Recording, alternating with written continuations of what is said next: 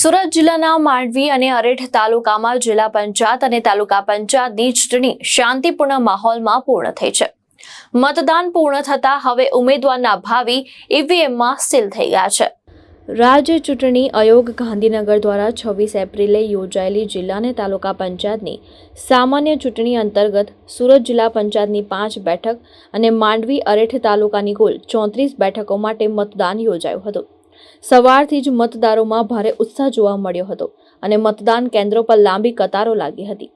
આ વખતે ત્રિપાંખિયા જંગને કારણે રાજકારણ ગરમાયું હતું। ગોદાવડી ગામે એક અનોખું દ્રશ્ય પણ જોવા મળ્યું, જ્યાં વૈશાલીબેન ચંપકભાઈ પટેલે પોતાના લગ્ન હોવા છતાં પીઠી ભરેલી હાલતમાં મતદાન કરીને રાષ્ટ્રભાવના દર્શાવી।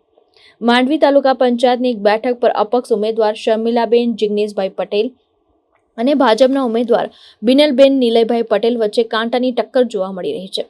ચૂંટણી દરમિયાન સંવેદનશીલ વિસ્તારમાં કડક પોલીસ બંદોબસ્ત ગોઠવાયો હતો। એસપી રાજેશ ઘડિયા સહિત પોલીસ અધિકારીઓએ સ્થળ મુલાકાત લઈને વ્યવસ્થાની સમીક્ષા પણ કરી હતી। મતદાન બાદ માંડવી તાલુકામાં 77.77% અને અરેઠ તાલુકામાં 79% મતદાન નોંધાયું છે। હવે મતગણતરી Mandvi arts and commerce college ખાતે યોજાશે। સ્થાનિક સ્વરાજ્યની ચૂંટણી ચાલી રહી છે ગોદાવડી ગામ ખાતે। અહીંયા અમારા ઉમેદવાર તરીકે ભારતીય જનતા પાર્ટીના ઉમેદવાર તરીકે બિનલબેન નીલયભાઈ પટેલ અને જિલ્લામાં નિમિષાબેન રાકેશભાઈ પટેલ અમારા ઉમેદવાર રાઠોડ, એ અમારા ઉમેદવાર તરીકે ભારતીય જનતા પાર્ટી તરફથી સિલેક્ટ થયા છે અને આજની ચૂંટણીમાં એ લોકો સંપૂર્ણ બહુમતીથી જીતશે એ અમને પૂરેપૂરી ખાતરી છે।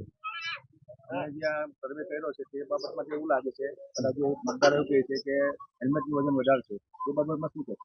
ના, કોઈ એવું કોઈ વજન વધારે નથી। ભારતીય જનતા પાર્ટીના કામો, વિકાસના કામો જે થયા છે, ગોદાવરી ખાતે જે વિકાસના કામો થયા છે, આજે તમે સ્કૂલ પણ જોઈ રહ્યા છો, આ સામે ગરનારું જોઈ રહ્યા છો, સામે એની આગળ જતા આંગણવાડી, દવાખાનું, પંચાયત એવી ઘણી વિકાસના કામો થયા છે અને લોકોની આંખે નજર આવે છે। એ લોકો જોતા જોતા પણ ભારતીય જનતા પાર્ટીનું જ બટન દબાવશે એ અમને સંપૂર્ણ ખાતરી છે।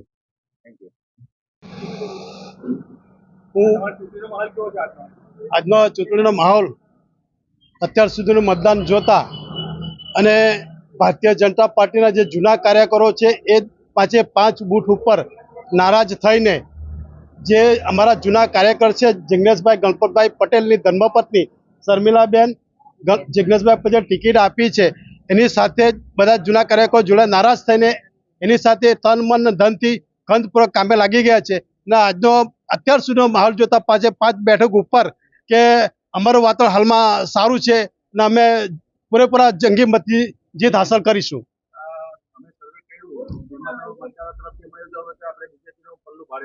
ના, એકદમ ખોટી વહીવટ વાત છે। પહેલી વસ્તુ તો માંડવીની અંદર ભારતીય જનતા પાર્ટી જેવું કંઈ છે જ નથી, વન મેન પાર્ટી છે, એટલે એ અમુક વ્યક્તિના કહેવાથી અમારી ટિકિટ કાપી છે। અમે એકદમ નિષ્ઠાવાન કાર્યકરો છે અને અમને બધા જ જાણે છે। અમારા ચહેરા જોશો તો દરેક ચહેરા ઉપર તમને મોદીનો ચહેરો જોવા મળશે, પણ એક વ્યક્તિના કહેવાથી અમારી ટિકિટ કપાતા અમે પોતાની રીતે અપક્ષ તરીકે ઉમેદવાર કરીને આજે અમારા ઉમેદવાર છે શર્મિલાબેન જિગ્નેશભાઈ પટેલે 3 ગામની અંદર 5 બૂથ ઉપર કે અમે વિજય બનીશું। જીતેન્દ્ર સોલંકી, દૃષ્ટિકોણ ન્યૂઝ, માંડવી, સુરત।